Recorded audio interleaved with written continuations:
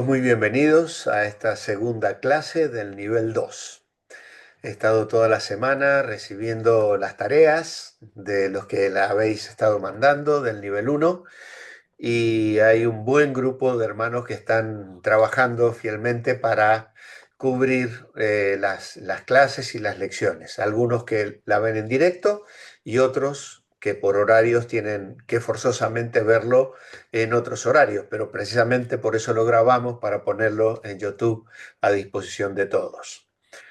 Quiero agradecer vuestras oraciones a favor de él y mía. Nos hemos recuperado. Él está bastante mejor que yo. Yo todavía no estoy al 100%.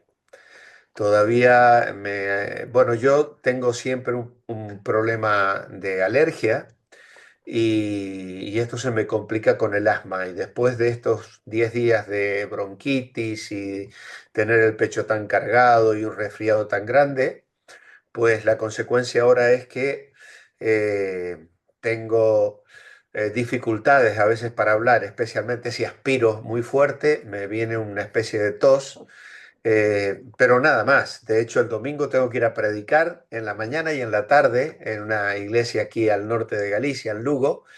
Y bueno, el domingo pasado prediqué en la iglesia también, el Señor me sostuvo, pero la verdad es que todavía no estoy del todo cómodo a la hora de hablar mucho. Así que intento controlarme, hablar sin apasionarme, aunque los temas son tan bonitos y hablar de Dios y de su amor y de su obra siempre nos enardece mi corazón, pues intento hacerlo lo más pausado y de hecho los devocionales de esta semana también he tenido que controlarme bastante.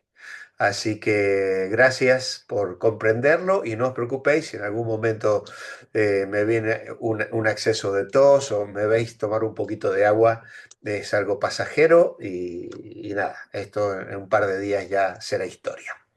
Vamos a orar al Señor pidiendo su bendición para entrar en el tema de hoy. Buenas noches, pastor. Buenas noches, Ruth. Ya que has abierto tu micro, pide la bendición del Señor para el estudio de esta noche, ¿vale? Venga. Venga, amadísimo Padre, que estás en las alturas de los cielos, gracias te damos por esta noche, Señor. Gracias, Padre, por bendecirnos, Padre, a este grupo que estamos aquí dispuestos con un corazón contrito y humillado hacia ti, Señor. Agradeciéndote, Padre, por estos estudios que vamos a recibir. Abre nuestro corazón, sea, Señor, que tengamos un corazón abierto para recibir tu palabra, para comprender este estudio. Bendice al pastor, utilízalo grandemente, que sea tú a través de él que nos hables, Señor. Gracias por todo, Señor. Gracias por la bendición y gracias, Padre. Te amamos y te bendecimos en el nombre de nuestro Señor Jesucristo. Amén. Amén. Amén. Bueno, muchas gracias, Ruth. Ahora sí voy a compartir entonces la pantalla para que podamos ir cubriendo la lección, que como veréis es una lección un poquito especial, porque si miráis la página 8 y la página 9 son 19 puntos, ¿vale? Es una lección densa, con mucho contenido, pero también un contenido que seguramente nos va a bendecir, porque vamos a hablar de Cristo como nuestro modelo. Recordamos al apóstol Pedro diciéndonos en su primera carta que el Señor Jesús nos dejó ejemplo para que sigamos sus pisadas. Hay un poema también muy conocido, se hacen póster de las huellas en la arena, ¿no? Y creo que todos sabemos de esta anécdota. Eh, la idea de Pedro es que el Señor nos dejó ejemplo y la palabra griega que Pedro utiliza allí es una palabra que se usaba para eh, enseñar a los niños la escritura. Entonces ellos tenían que colocar sobre una piedra grabada y ir haciendo los trazos que les iban enseñando a escribir. Y esta es un poquito la idea que el dibujo nos presenta. Cristo, nuestro modelo. En nuestro apunte, en la primera párrafo, nos dice: Cristo es y siempre será el mejor modelo que cualquier ser humano pueda seguir. Él fue perfecto en todo, la única persona que con su vida y obras dijo: yo soy el camino. Y además dijo: aprended de mí. ¿Eh? Es cierto que luego el apóstol Pablo dirá: aprended de mí o imitadme a mí como yo imito a Cristo, ¿no? Y de alguna manera Pablo se vuelve un eslabón para encadenarnos, diríamos así, a la persona bendita del Señor Jesús. Gálatas 2:20 es la primera cita que tenemos en la lección y es un texto que cada cristiano deberíamos saber de memoria. Con Cristo estoy juntamente crucificado y ya no vivo yo, mas vive Cristo en mí. Y lo que era vivo en la carne, lo vivo en la fe del Hijo de Dios, el cual me amó y se entregó a sí mismo por mí. Bueno, la respuesta entonces es muy sencilla. Pablo lo ha dicho con todas las letras, ¿no? ¿Quién vive en mí? Pues lo hace Cristo. Ahora bien, si nosotros leemos los versículos anteriores, el 18 y el 19, antes del 20 en Gálatas 2, veremos que Pablo advierte que no se debe confiar en Cristo y luego volver a vivir como si la aceptación ante el Padre se basara en el cumplimiento de la ley. En el versículo 19 Pablo nos dice: ¿por qué murió la ley? Dice: para poder vivir para Dios. Así que no solo somos justificados por la fe, sino que vivimos por la fe. Pablo no ve que tenga sentido una salvación que consiste en hacer una oración expresando supuestamente confianza en Jesús y luego volver a vivir de la misma forma de antes, confiando en nuestras obras, en el cumplimiento de la ley. Es imposible. La fe no es solo para recibir la salvación, también es para permitirnos vivir la salvación. ¿Eh? Entonces, por eso Pablo lo expresa de esta manera. Vivimos cada día, cada momento de nuestra vida lo vivimos por la fe. Y esto es lo que se desprende del versículo 20. Ya no vivo yo, sino que Cristo vive en mí. La vida que ahora vivo en el cuerpo, la vivo por la fe en el Hijo de Dios que me amó y se entregó a sí mismo por mí. Así que en el versículo 19, Pablo habló de morir a la ley. Y ahora, en el verso 20, nos habla de vivir, no para la ley, sino vivir por la fe. Así que, ¿estamos muertos o vivos? Bueno, para responder a esta pregunta tenemos que considerar la muerte de Cristo en la cruz. Hay un sentido, obviamente, en el que la muerte de Cristo solo lo involucró a Él. Solo Él pudo pagar el precio de todos nuestros pecados. Solo Él pudo soportar todo el peso de la ira de Dios.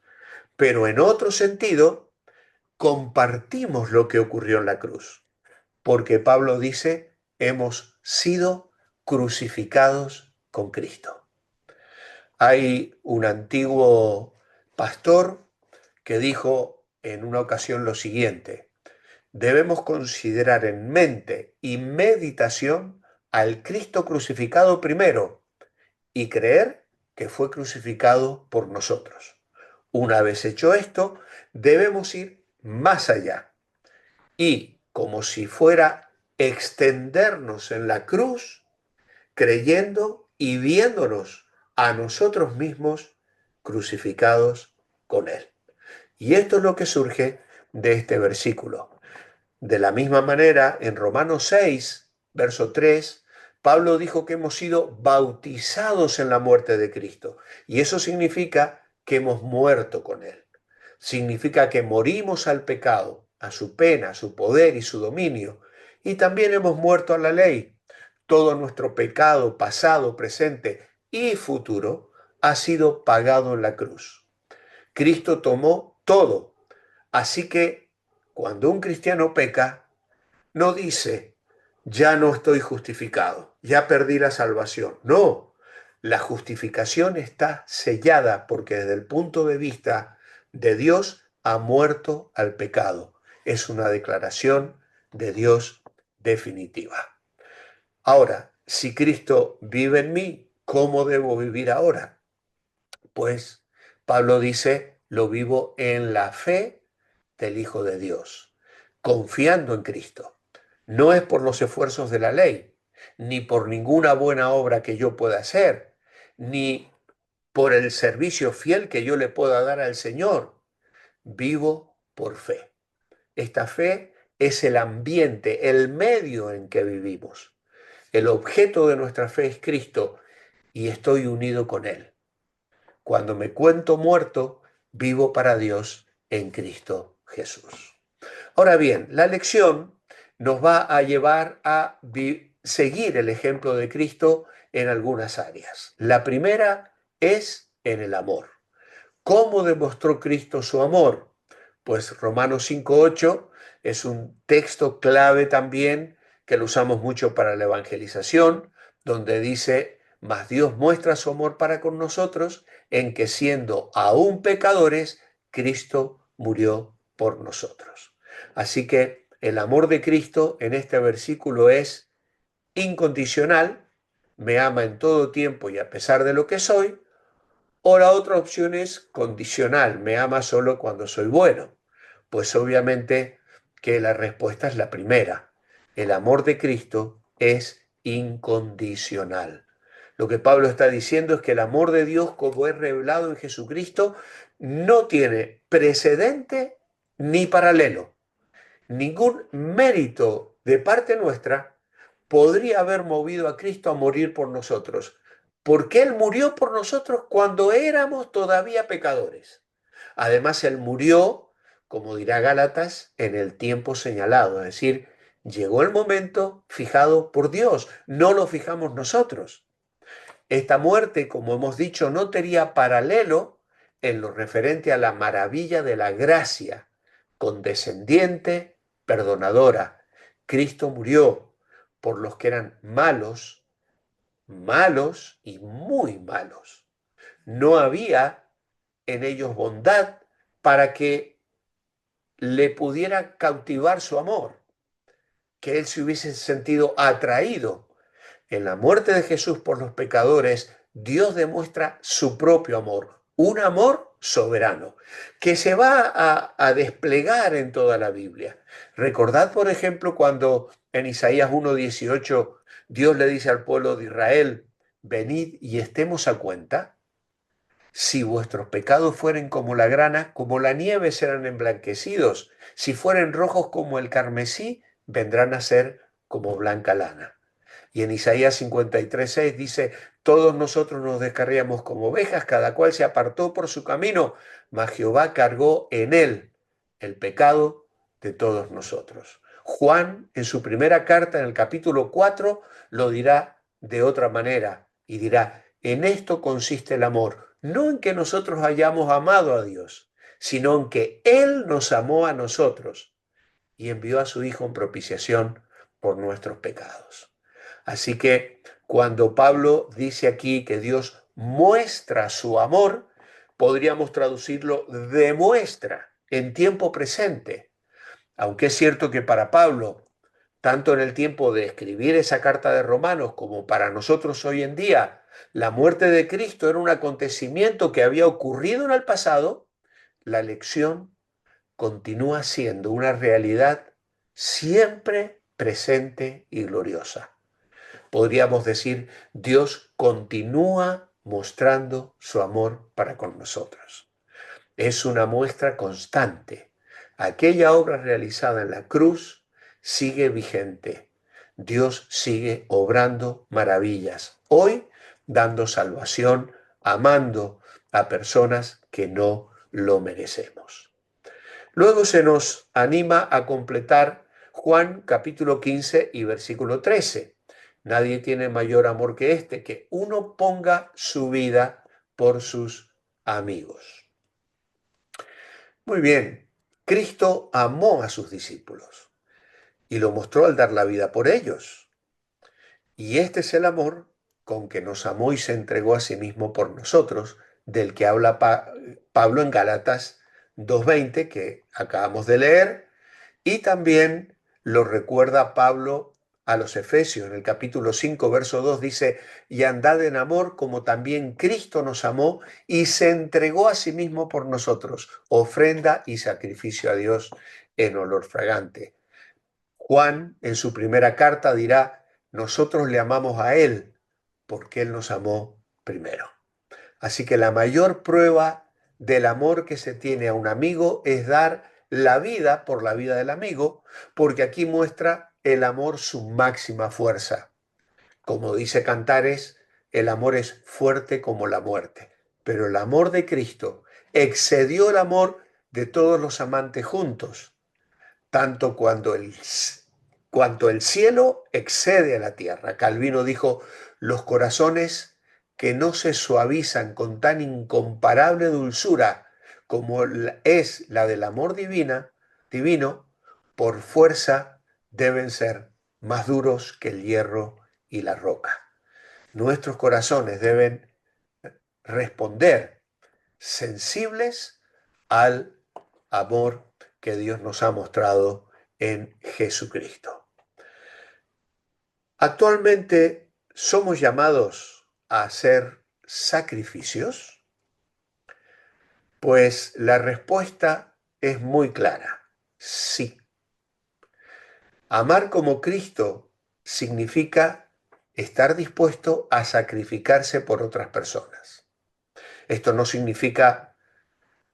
solo significa morir por otros, sino también dedicarles tiempo, escucharlos, ayudarlos en sus problemas, darles apoyo. Debemos amarnos unos a otros como nos amó Jesús. Y Él nos amó tanto que dio su vida por nosotros. Tal vez no sea necesario que demos nuestra vida por otro, pero existen otras formas de practicar ese amor sacrificial. No damos nuestra vida porque ninguno puede redimir al hermano, dice el Salmo 49. Nuestra entrega no es una entrega sacrificial en el sentido de ser una muerte sustitutiva, por supuesto que no. Solo Cristo podía hacer eso. Pero sí somos llamados a escuchar, a ayudar, a alentar, a dar. Piensa en alguien en particular que hoy necesita esa clase de amor. Pues Dios te llama a dar todo el amor que puedas, incluso dar un poquito más. ¿Cómo sabrán los demás que somos verdaderos discípulos de Cristo? Bueno, la lección de Jesús en Juan 13 es extraordinaria. Un mandamiento nuevo os doy, que os améis unos a otros como yo os he amado, que también os améis unos a otros. En esto conocerán todos que sois mis discípulos, si tuviereis amor los unos por los otros. Jesús dice que si nuestro amor es semejante al suyo, será una demostración de que somos sus discípulos. A veces vemos a la gente discutir por pequeñeces, celos y divisiones, incluso dentro de las iglesias. Cuán triste es esto. Los seguidores de Jesús tenemos que mostrar el amor que nos tenemos. Amar a otros, en un sentido, no era un mandamiento nuevo, porque ya estaba mencionado en Levítico 19:18, no te vengarás, no guardarás rencor a los hijos de tu pueblo, sino amarás a tu prójimo como a ti mismo. Pero amar a otros, de la misma manera que Cristo amó, sí era un mandamiento nuevo. Eso era revolucionario, porque debemos amar a otros basándonos en el amor sacrificial de Jesús por nosotros. Y ese amor no solo llevará a los inconversos a Cristo, sino que también mantendrá a los creyentes fuertes y unidos en medio de un mundo hostil a Dios. Jesús fue el ejemplo viviente del amor de Dios, del mismo modo que nosotros debemos ser ejemplos del amor de Jesús entre nosotros. Alguien definía la comunión y el amor entre nosotros como la necesidad de estar tan comprometidos los unos con los otros como lo estamos con Jesucristo. Claro, a veces le decimos al Señor, Señor, tú primero, todo para ti. Pero luego a los hermanos, celos, envidia, enojo, amor propio, egoísmo, no ofrendamos, no ayudamos, no nos sacrificamos y decimos, dirá Juan, ¿cómo decís que amáis a Dios a quien no habéis visto y no amáis a vuestros hermanos a quien sí estáis viendo? Así que hay un llamado a la coherencia, amados hermanos, a ser coherentes. Yo sé que a veces no es fácil, la convivencia no es fácil, las relaciones no son fáciles, pero el amor tiene que envolvernos y eso impacta. Todos somos conscientes y seguramente lo hemos vivido, que hemos visto personas entrar por primera vez en la iglesia y quedar maravilladas del ambiente que perciben en la iglesia congregada. Y qué bonito es cuando esa gente se va diciendo, es que sois una familia, es que aquí hay un amor, es que aquí todo el mundo te saluda, es que aquí vienen y te preguntan cómo estás. Yo iba a una iglesia, especialmente la oficial, en estos países católicos, y ahí no te conoces con nadie, te das la paz, pero no sabes ni quién es, luego no te saluda al acabar la misa, en fin, les impacta ver el amor que existe entre nosotros. ¿Cómo puedo permanecer en el amor de Cristo? Juan 15:10 nos da la respuesta. Amando a Dios, dice, si guardareis mis mandamientos, permaneceréis en mi amor, así como yo he guardado los mandamientos de mi Padre y permanezco en su amor. Así que no se trata aquí de un acto emocional ni místico, sino que se define como obediencia en el verso 10. Jesús estableció el modelo a seguir con su obediencia perfecta al Padre y nosotros tenemos que usarlo como patrón, como modelo, que es el título de nuestra clase hoy. Es mi modelo y yo debo obedecer. Así que nos encontramos de alguna manera en el punto de partida de este párrafo, de esta lección. Cristo es nuestro modelo y ese punto de partida es el primer apartado, su amor. Y es imprescindible decir que ese amor nunca estuvo ausente. Ese amor estuvo actuando durante cada instante de nuestro ejercicio de amor, antecede a nuestro amor. El amor de Cristo acompaña a nuestro amor, sigue a nuestro amor. Y en el mismo proceso de amar, crea más amor hacia Él en nuestro corazón y hacia los hermanos en la fe. De modo que, por así decirlo, comienza otro ciclo de amor, el cual todavía es mejor que el primero. De ese modo el creyente se siente atraído siempre más y más íntimamente a Dios en Cristo. Él permanece fiel en ese amor. Y en cuanto ese amor es respuesta a nuestra obediencia, es una réplica o duplicado del amor del Padre por el Hijo, así como yo he guardado los mandamientos de mi Padre y permanezco en su amor. Así que hay aquí un llamado a una obediencia. Y yo veo la obediencia perfecta de Jesús a las instrucciones que él había recibido del Padre. Lo repitió especialmente en el Evangelio de Juan un montón de veces. En Juan 8:29 dijo, conmigo está el Padre, no me ha dejado solo, porque yo hago siempre lo que le agrada. En 10:17, el Padre me ama porque pongo mi vida para ponerla a tomar. En 12:49, no he hablado por mi propia cuenta. Él me dio el mandamiento de lo que he de decir. En el 14:31 dice, para que el mundo conozca que amo al Padre y como el Padre me mandó, así hago. Levantaos y vamos de aquí. Y se estaba encaminando a Getsemaní, donde iba a ser arrestado para dar su vida en la cruz. Y acaba en Juan 17 diciendo, te he glorificado en la tierra, he acabado la obra que me diste que hiciese. Así que el sacrificio voluntario del Hijo en la terrible muerte de cruz es sin duda la manifestación más gloriosa de esta obediencia. Así que Jesús vivió una vida de obediencia. Yo he guardado, decía, y esto va desde el pasado hasta el presente e indica que la obediencia tiene un significado permanente y dice el Señor, permanezco para siempre. ¿Dónde más tenemos que imitar a nuestro modelo? Pues no solo en el amor, también en la humildad y el servicio. Las palabras de Jesús en Mateo 11:29 son muy claras. Llevad mi yugo sobre vosotros y aprended de mí, que soy manso y humilde de corazón, y hallaréis descanso para vuestras almas. Hemos de llegarnos a Jesús como nuestro maestro y apuntarnos en su escuela para aprender sus lecciones. Cristo ha levantado una gran escuela y nos ha invitado a ser sus alumnos. Debemos entrar en su escuela, asociarnos a otros alumnos y asistir diariamente a las lecciones que nos da mediante su palabra y su espíritu.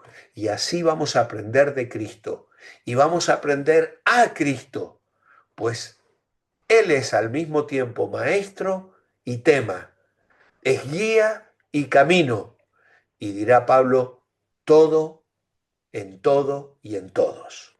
Y aquí el Señor da dos razones para mostrarnos por qué debemos aprender de Él. Dice que es manso y humilde de corazón. Y la primera razón para asistir a la escuela de Cristo es que Él es manso. Es manso, tiene compasión de los ignorantes. Muchos maestros, aunque son competentes y hábiles para enseñar, se enfadan y pierden la paciencia.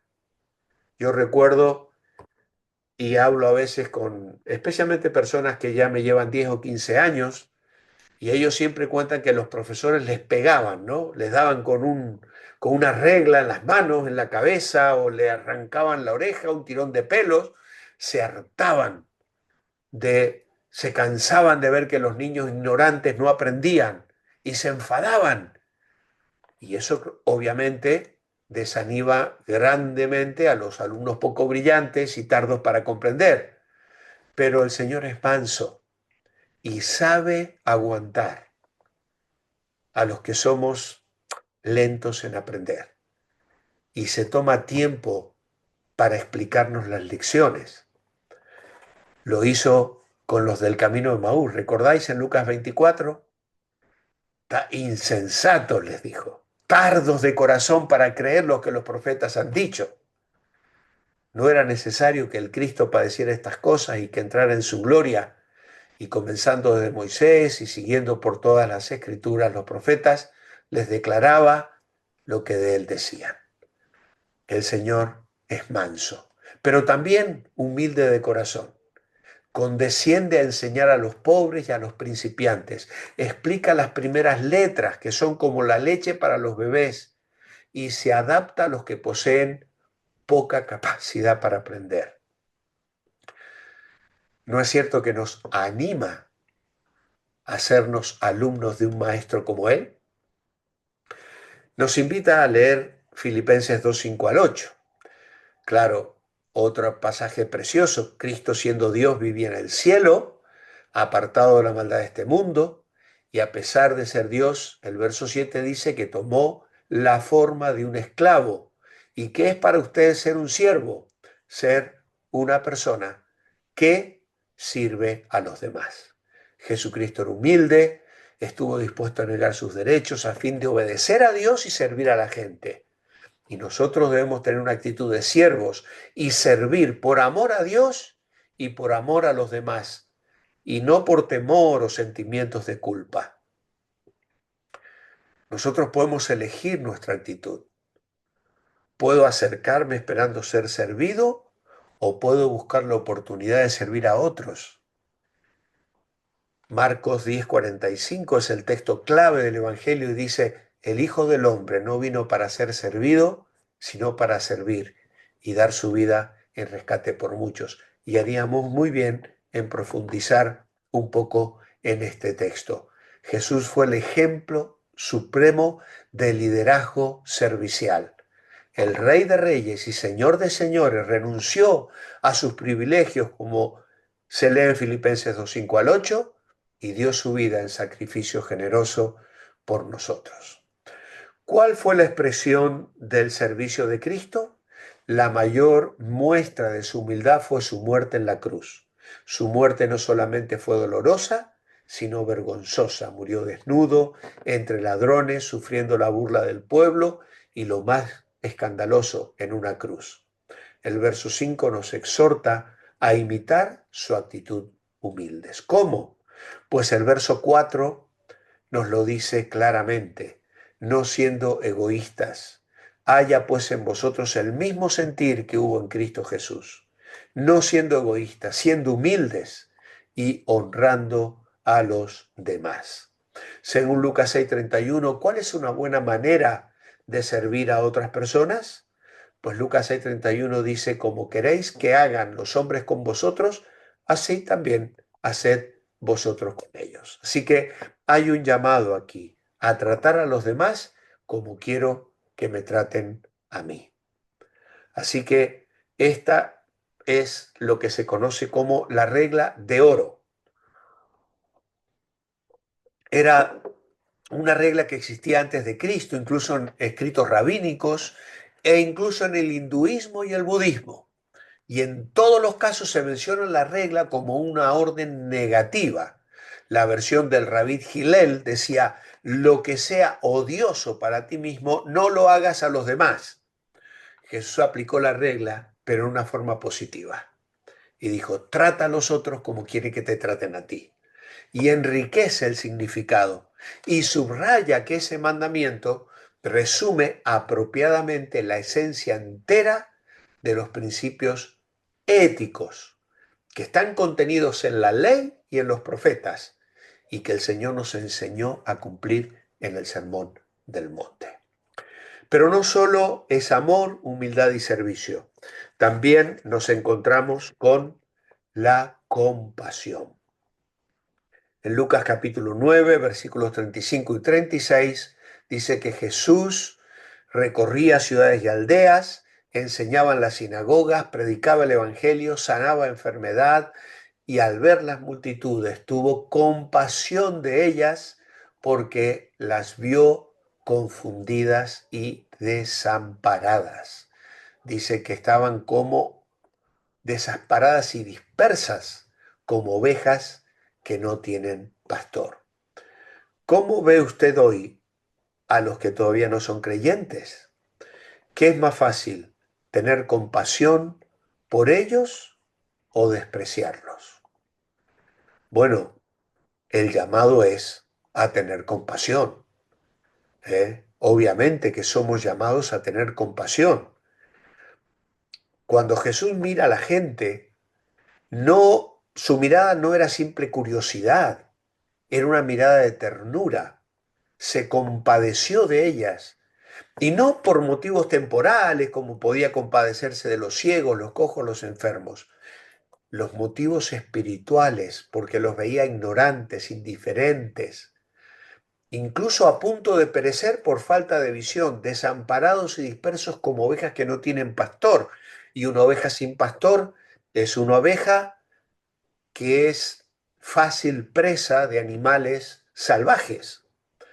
Fue por compasión a las almas, por lo que él bajó del cielo a la tierra y en la tierra fue a la cruz.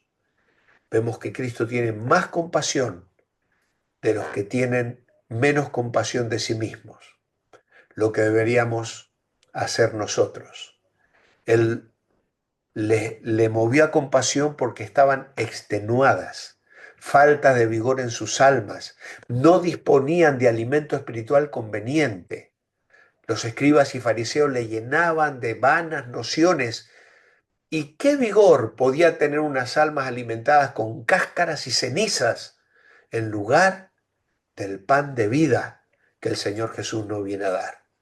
Estaban desamparadas y dispersas, abatidas como ovejas que no tienen pastor. Y ya lo hemos dicho, no hay animal tan propenso a extraviarse como la oveja.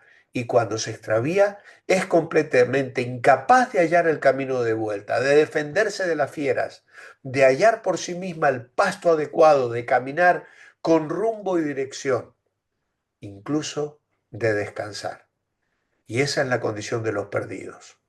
Todos nosotros nos descarriamos como ovejas y estábamos extenuados, abatidos, perdidos, y necesitábamos urgentemente pastores que nos guíen a los buenos pastos y nos lleven al redil. Y es muy triste cuando las personas carecen de siervos del Señor, de ministros del Señor, de pastores que a veces más valdría que no estuvieran, porque no buscan las cosas de Cristo, sino las suyas propias.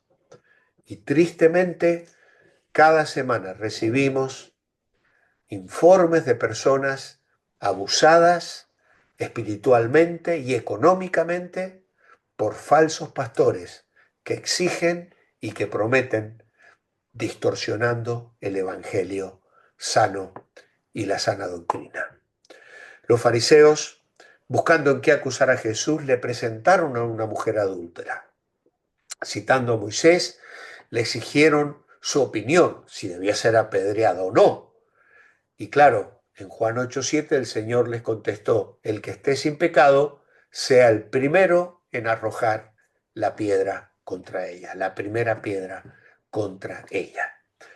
Y obviamente, ¿en qué manera difiere la actitud de Jesús hacia esta mujer de la reacción que muchos tienen hoy hacia los que caen en ese tipo de escándalo, en esa caída tan triste? Bueno, la diferencia de Jesús es que él no buscaba condenar, sino perdonar y restaurar. Y esta es una declaración significativa en lo que respecta a juzgar a otros. Como Jesús ratificó el castigo aplicable al adulterio, no fue posible acusarlo de estar en contra de la ley.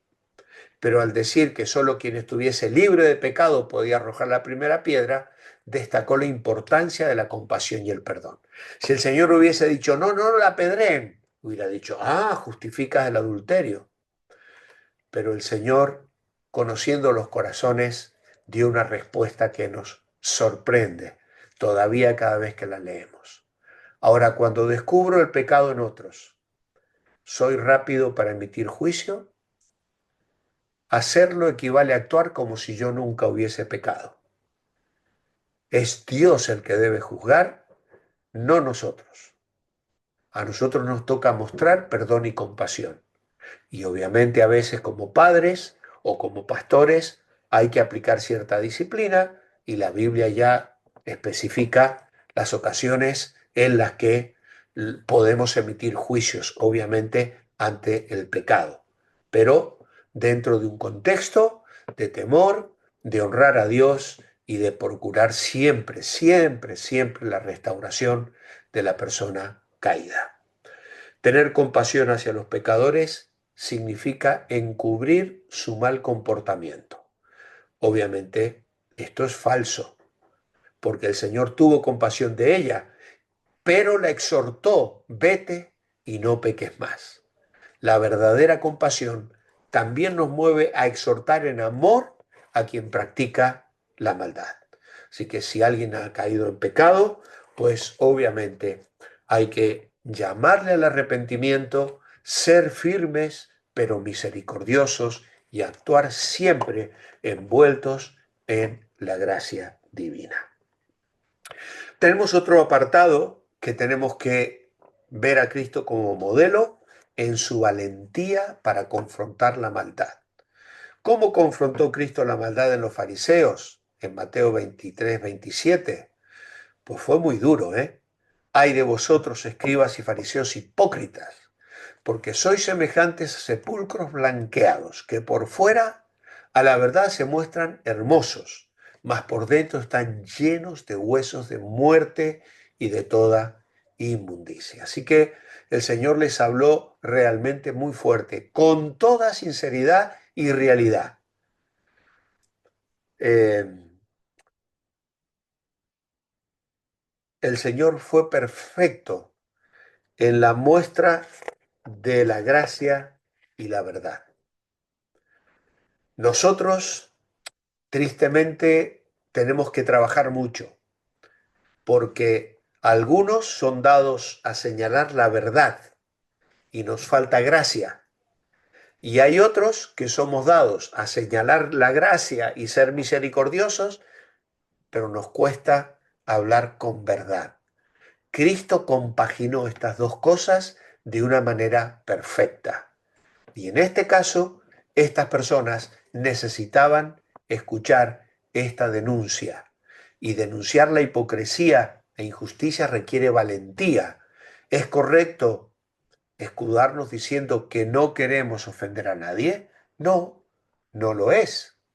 En estos versículos de Mateo 23 hay 8 ayes que se contrastan con las 8 bienaventuranzas del Sermón del Monte de Mateo 5. Jesús dirige estas palabras contra los escribas y fariseos como 8 truenos o relámpagos. Y estos ayes son tanto más notables cuando vienen del que es manso por excelencia, aquel que había venido a bendecir y a quien siempre le agradó bendecir, incluso cuando le maldecían, como dirá Pedro en 1 Pedro 2:23. No respondía con maldición. Aun cuando padecía, encomendaba la causa al que juzga justamente. Él, el Cordero de Dios, manso por naturaleza, experimenta la ira del Cordero que se enciende. Y cuán grave ha de ser la causa y cuán terrible el castigo. Porque la carga de esta palabra de Jesús es una carga muy pesada, muy pesada. Ay de vosotros, escribas, fariseos hipócritas. 7 veces lo dice. Ay de vosotros, guías ciegos. Una vez dice así. La hipocresía era el pecado radical de los escribas y de los fariseos y el pecado que les caracterizaba.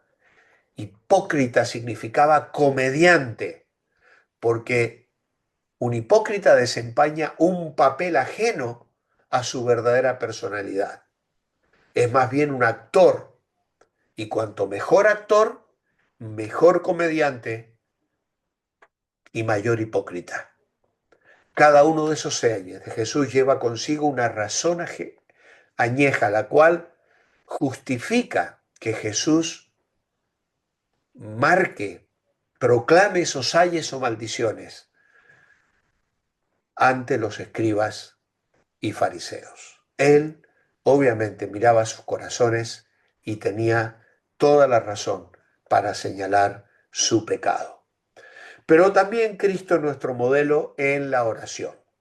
¿Qué ejemplo nos da Marcos 1:35? Que el Señor madrugaba para orar.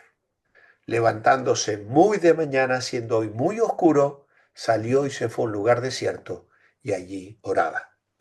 ¿Por qué cree usted que es bueno orar desde temprano? Porque así comienzo el día en comunión con Dios y con la mente más dispuesta. Seguramente os ha pasado que en una mañana que os levantáis, ponéis la radio, vais en el coche y os suena una música de una publicidad. Y luego el resto del día de pronto os encontráis tarareando esa melodía. ¿Por qué? Bueno, porque precisamente en la mañana nuestra mente está más dispuesta a grabar, a que se sellen en nuestra memoria esas impresiones que nos van a acompañar durante el día. Por eso cuán importante es buscar al Señor temprano. El Salmo 5 dice, de mañana me presentaré delante de ti y oraré. Y creo que es muy importante. Yo sé que a veces hay gente que prefiere hacerlo en otras horas, pero despertarse pronto para tomar un tiempo y estar en la presencia del Señor es sin duda alguna comenzar el día con una gran bendición. En una ocasión Jesús oró toda la noche antes de tomar una decisión importante porque para él era necesario cumplir la voluntad de su Padre. ¿Sobre qué decisión importante oraba Jesús en Lucas 6? Pues allí dice que llamó a sus discípulos y escogió a 12 de ellos, a los cuales también llamó apóstoles. La decisión de escoger a los que serían sus discípulos. Dios espera que cada creyente lo busque en cada decisión que tome. Y además es importante recordar que Jesús no solo oraba para tomar decisiones, sino también simplemente para tener comunión con su Padre. Así que, hermanos, el llamado a la oración, la importancia de la oración, creo que la hemos mencionado ya en uno de los pasos de del primer nivel, y es un tema al que volveremos en otros niveles más adelante, porque siempre necesitamos crecer en nuestra vida de oración. En cuanto a los falsos o verdaderos del comienzo de la lección, dice, Cristo nos ama siempre a pesar de lo que hacemos. Y sí, eso es verdad. El amor de Cristo no está condicionado a nuestra respuesta. Él nos ama. ¿Somos llamados a sacrificarnos para servir a otros? Claro que sí. Ya lo hemos expresado, la importancia de dar de nuestro tiempo, de nuestro dinero, de nuestros recursos para servir al Señor, sirviendo a nuestros semejantes. ¿Tener compasión por otros es una señal de debilidad? Absolutamente no. Esa es una declaración falsa porque tener compasión por otros no significa que seamos débiles. Al contrario, nos debe doler el dolor de las demás personas y tenemos que buscar bendecirles.